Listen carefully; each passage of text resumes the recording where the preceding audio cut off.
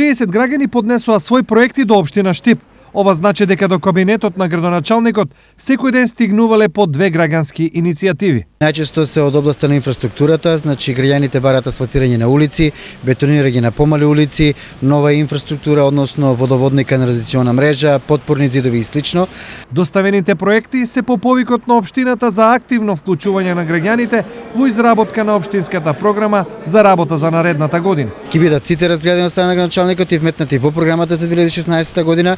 Иако постапката е завршена, тоа не значи дека ако граѓаните имаат потреба од некаква интервенција од страна на општината, дека ние нема да реагираме, напротив, и понатаму могат да ги доставуваат идеите кои што ќе бидат дел од оваа програма. Со ваквиот начин на работа им се дава шанса на сите поединци и организации во општината своите приоритети да ги наметнат како општински. Ја идов до него. Јас од кај сам роден имаше една чешмичка проблем за вода. Тоа е уредено, направено е се што треба. Тоа е добра идеја, зашто?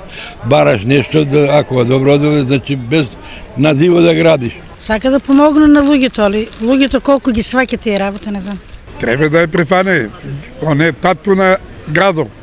И мора да ја прифаќа предлози на градот. Ваква пракса општина Штип применува 3-та година поред.